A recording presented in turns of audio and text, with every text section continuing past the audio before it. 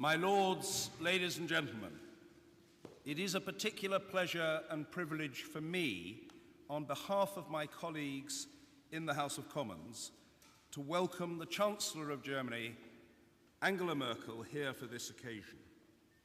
It is a rare moment when someone who is a head of government, rather than a head of state, addresses members of Parliament and peers in this place, but it is an event amply justified. The links between the United Kingdom and Germany are today very strong, and they include, colleagues, an extensive network of relationships between our two parliaments. Indeed, the splendid restored German Parliament building was largely designed by the then Sir Norman Foster, now Lord Foster of Thames Bank. The Parliament is but a short distance from Potsdamer Platz, where the influence of Lord Rogers of Riverside is very visible.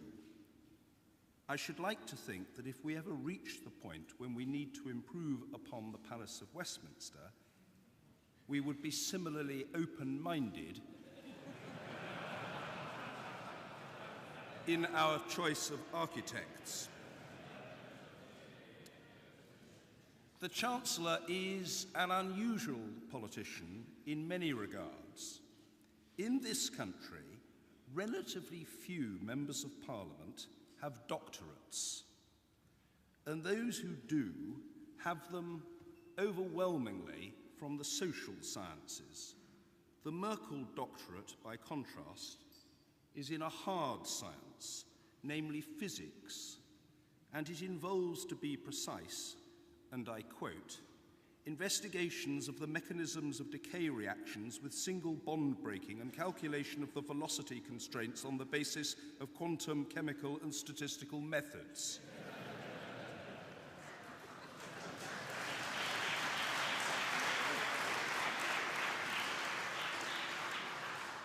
Now, that title probably sounds snappier in German, possibly even just one very long word.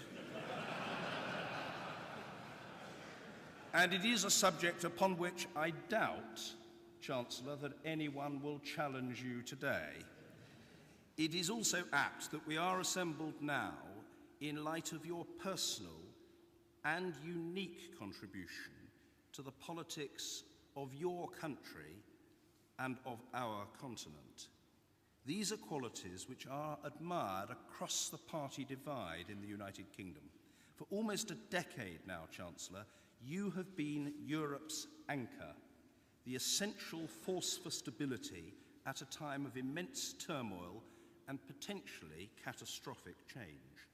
While Europe's economic fate is far from settled, our continent at least appears to have secured control of its own destiny.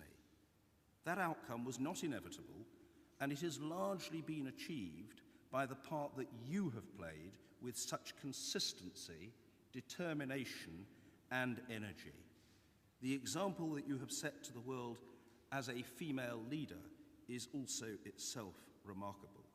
You have earned the reputation of an individual whose word can be absolutely trusted.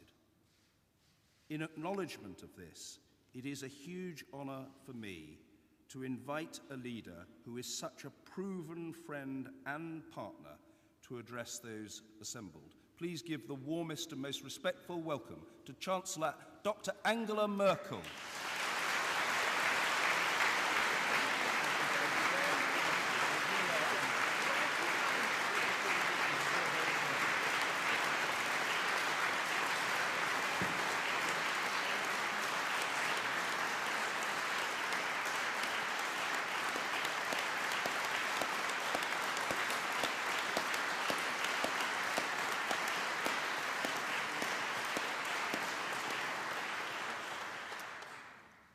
Mr. Speaker, Lord Speaker, Prime Minister, Members of Parliament, ladies and gentlemen. First of all, I would like to thank both Houses of Parliament most sincerely for allowing me to stand before you today. I am aware of the very great honor bestowed on me. I am the third representative of the Federal Republic of Germany, following Federal Chancellor Willy Brandt in 1970 and German Federal President Richard von Weizsäcker in 1986 to speak to you. I regard this invitation as an expression of the close relations between our countries. Not only the governments, but also the people of our two countries are linked by close partnership. I shall never forget my first visit to London in the spring of 1990, very soon after the fall of the Berlin Wall and quite a few months before German unification. My husband had been invited here by fellow scientists, and I entered the Royal Institution for the very first time in my life. We walked through Hyde Park looking for Speaker's Corner, which, especially for us East Germans, was legendary, the very symbol of free speech. I hope that is not an insult to you, the members of British Parliament. Afterwards, we went to a concert in the Royal Albert Hall. We were in a country in which people were rejoicing with us Germans about the collapse of socialism in Central and Eastern Europe and the fall of the Berlin Wall. It was a terrific trip. Now, I've been told many times during the last few days that there are very special expectations of my speech here today.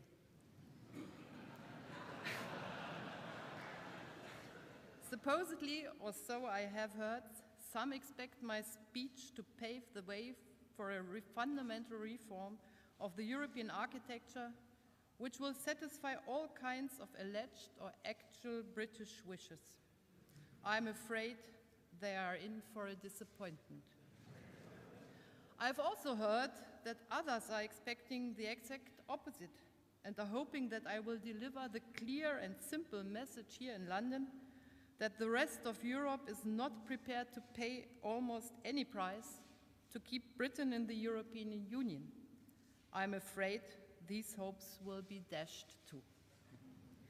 If what I've been told is true, then it will be obvious to everyone that I find myself caught between the devil and the deep blue sea.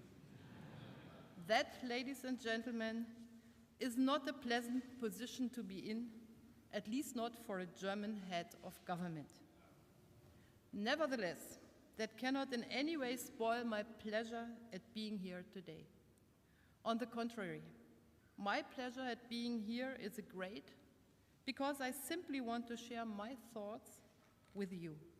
My thoughts about Europe, its promises and weaknesses, my thoughts on Germany and Britain in this Europe. And I do so at a time in which many decisions will be made on how we, as Germans, Britons, French or Poles, as Italians, and all the other European nations and people can assert our values and interests in the world. As naturally I can express my thoughts better in my native language, I hope you will forgive me for delivering the rest of my speech in German.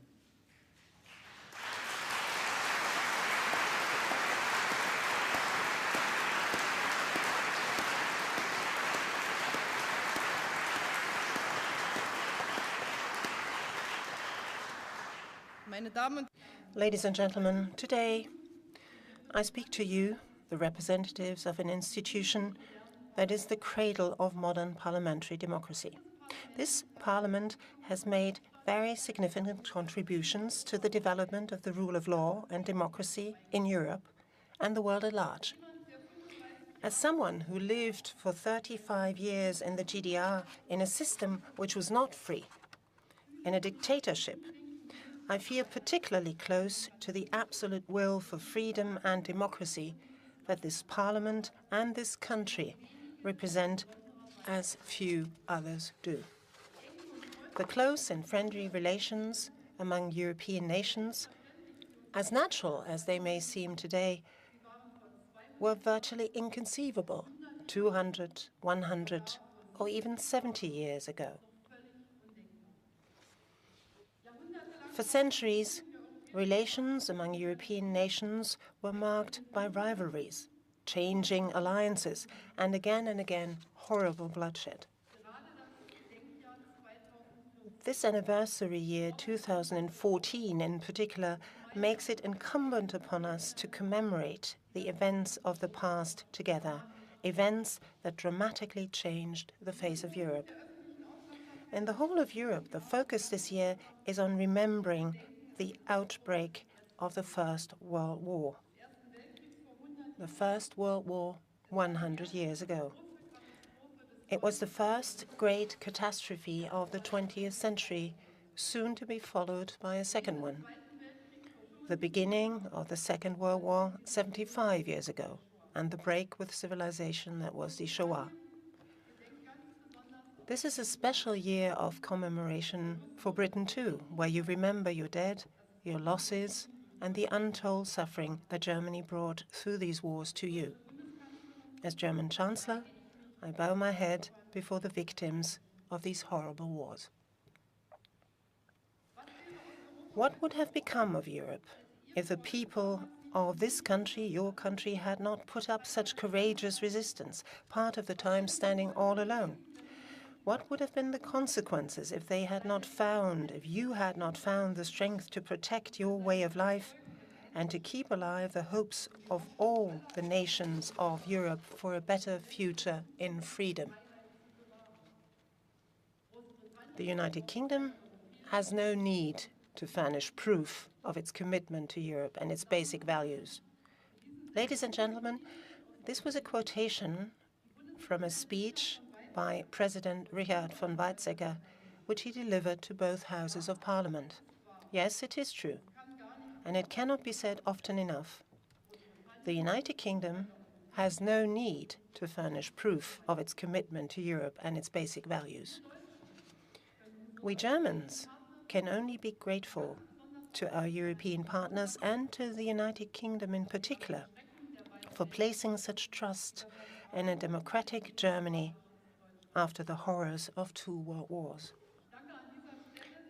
Allow me to use this opportunity to thank all those almost 1.7 million British servicemen and women and their families who served in Germany. In hindsight, European unification that has brought us by now almost half a century of peace, freedom and prosperity seems almost like a miracle. From the Franco-German friendship to the good cooperation and partnership of today 28 member states in the European Union. Yes, it is a miracle. And yet, at the same time, the result of policies by far-sighted and responsible statesmen such as Winston Churchill, Charles de Gaulle, Konrad Adenauer, made possible through their readiness for reconciliation and their courage for change. We owe it to them that we live in a political order today where differences of opinion and conflicts of interest are no longer settled through acts of war, but peacefully at the negotiating table. We owe it to them that we live in a political order today where it is no longer a very small and select group of people who control the fate of Europe through secret diplomacy, but where all of the 28 member states enjoy the same rights and work together with European institutions to shape European policy to the benefit of its citizens.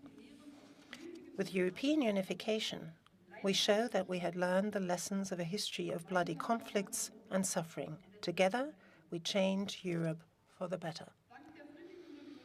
Thanks to the peaceful revolution in Central and Eastern Europe, whose 25th anniversary we celebrate this year, further borders in Europe could be overcome.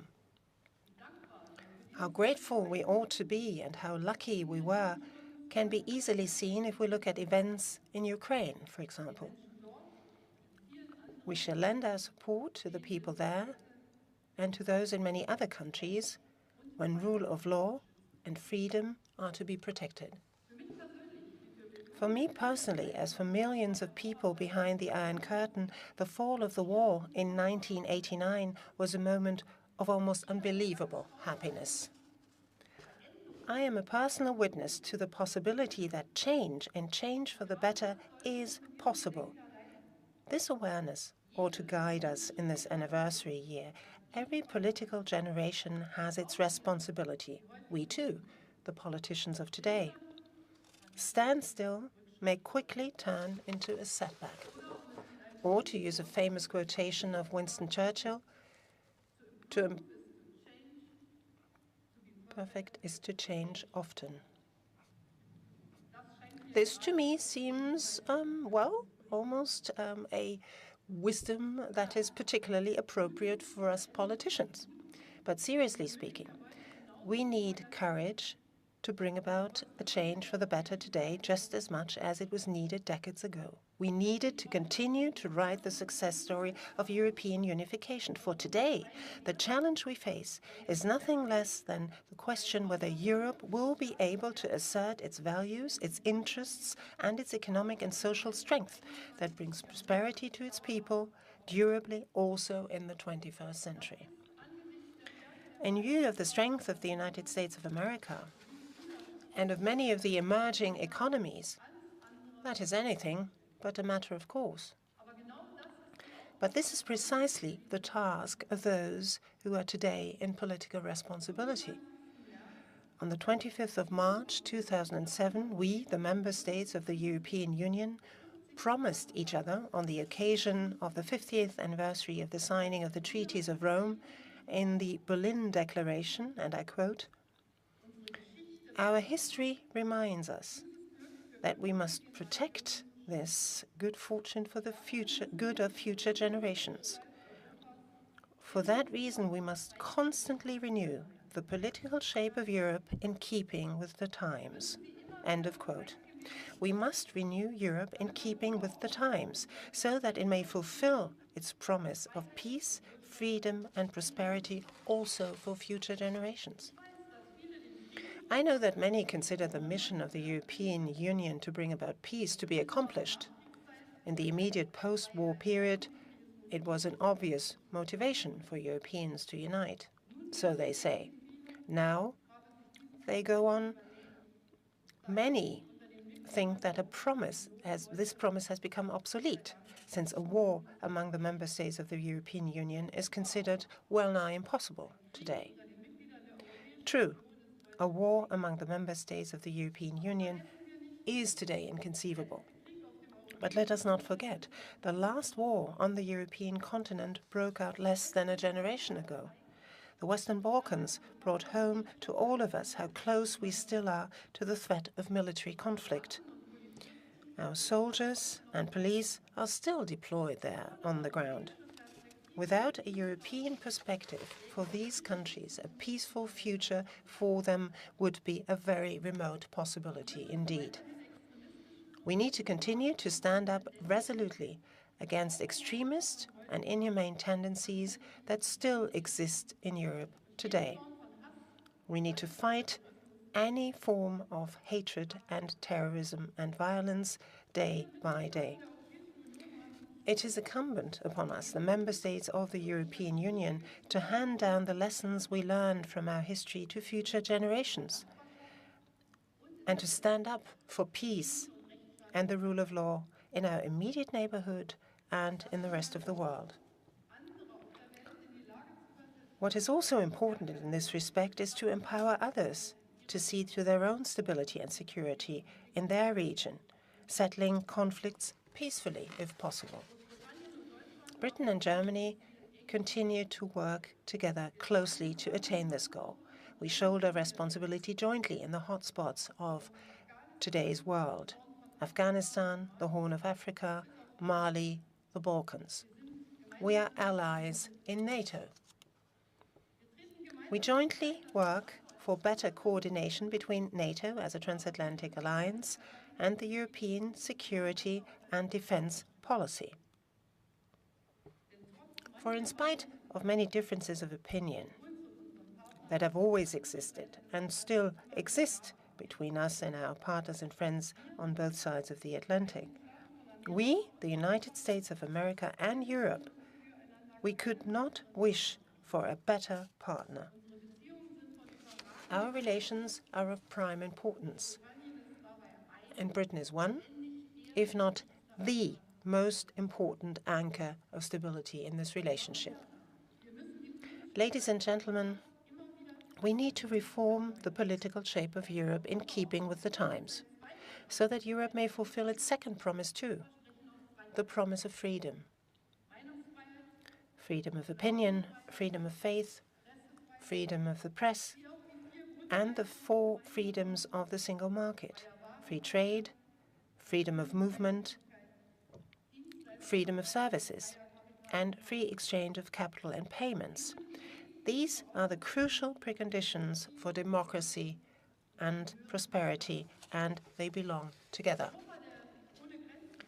A Europe without borders is one of the greatest achievements of European unification. All member states, all citizens benefit from this. But it is also true that to maintain and preserve this freedom of movement and gain acceptance for it from our citizens, even today, we need to muster the courage to point out mistakes and tackle them. In our European democracies, freedom is secured through rule of law. For the economy, too, a reliable legal framework is precondition for the entrepreneurial spirit to flourish and for trade.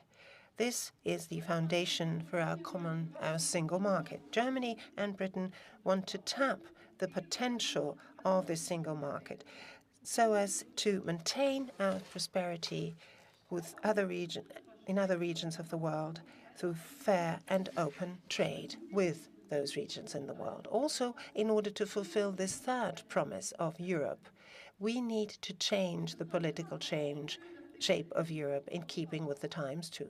We need to remind ourselves time and again that the world is not waiting for Europe. Economic potential, competitiveness need to be continuously strengthened and renewed. For a long time, we Europeans have thought it only natural that economic development, by and large, would only ever move upward. With the common market, with the single market and the common currency, we've written a success story that is virtually unparalleled in the rest of the world and that has opened up opportunities for all of us. But with the global financial crisis, followed by the sovereign debt crisis, we had to acknowledge that in the euro area too, the foundations for prosperity and growth in Europe need to be worked on and need to be secured time and again. But let's be honest, the root causes of the crisis in the euro area were essentially self-made. Already in 1992, when European Monetary and Economic Union was introduced through the Treaty of Maastricht, one failed to support monetary union by a strong economic union, and thus the difference in competitiveness of the euro member states became bigger instead of smaller. For some, it was therefore possible over years to build up mountains of debts without this leading to higher interest rates or the sanctions provided for cases like this in the Stability and Growth Pact actually taking effect. I am firmly convinced that in coping with the global financial crisis, just as with the European sovereign debt crisis, is that it is not sufficient to resign oneself to merely somehow muddle through. Our ambition must be a different one. Our ambition must be to emerge stronger from the crisis than we went in. Because this is precisely what this is all about, asserting our values and interests in the world at large. Or, to quote again Richard von Weizsäcker and his speech here, after 2 world wars, the global balance of powers has changed drastically. The nations of Europe will only have a history of their own in keeping with their traditions if they proceed together. End of quote. He said this almost 30 years ago. Since then, the world has changed dramatically. The opposing blocs of the Cold War no longer exist. Globalization and digitalization determine our way of life, how we do business, and how we work in a way that we never imagined before.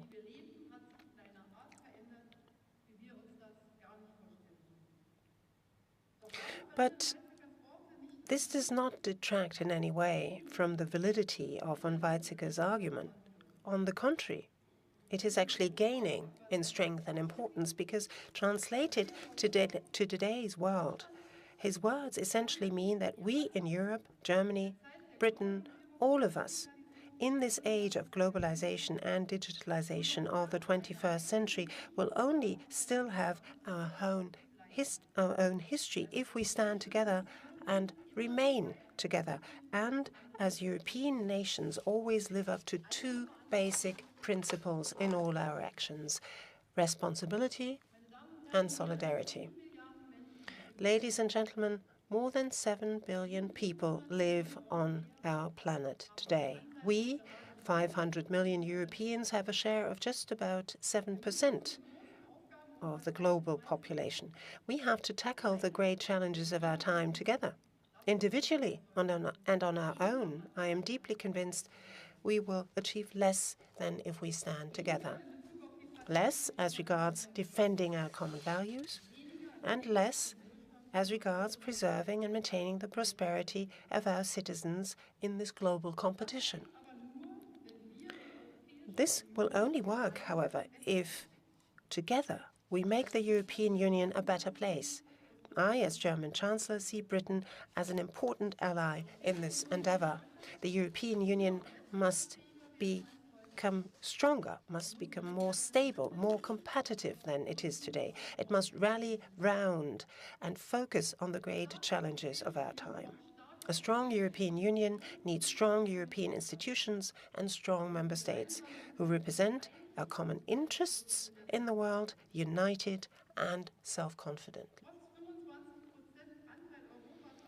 Although Europe has a share of 25% in the global economy, over the next 5 years, according to the estimates of the WTO, 90% of global growth will be generated outside of Europe. Therefore, in order to be able to keep the European promise of prosperity also in the future, it will be absolutely crucial to benefit from the growth potential of other parts of the world. And for this, we need to bring down more barriers to trade.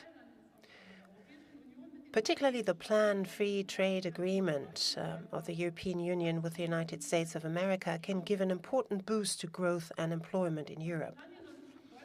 Right from the start, Britain and Germany were among the strongest supporters of such an agreement.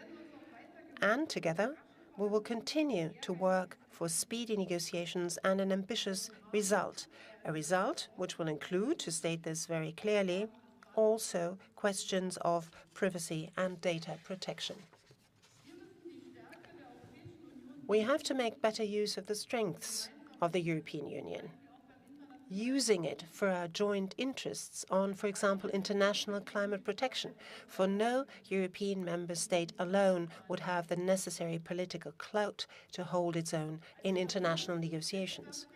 A stable, competitive European Union can reconcile economic success and social responsibility in a lasting way. For this, those countries that are members of the euro have to complement monetary union through a strong economic union with a clear-cut and resilient architecture. Only through a close and more binding economic coordination will we be able to avoid getting again in heavy waters in a very bad crisis in the euro area in the foreseeable future. As I see it, the contractual basis of economic and monetary union has to be clearly delineated and speedily adjusted in a targeted manner to achieve a sustainable stabilization of monetary union. All of the member states will then have to submit all of their policies on Europe, be it on energy, climate, shaping the single market, or foreign trade, to scrutiny if these policies contribute to bolstering Europe's economic strength or not. European policies are to improve the framework conditions for creative initiative, innovation, entrepreneurship, and employment. This means that we need to cut unnecessary red tape at the European level that hampers our companies in Germany, just as in the United Kingdom. We always have to measure up with the best of them in the world. Therefore, European rules and regulations need to be subject to regular reviews, just as national rules and regulations. Should they prove to be superfluous, they have to be scrapped.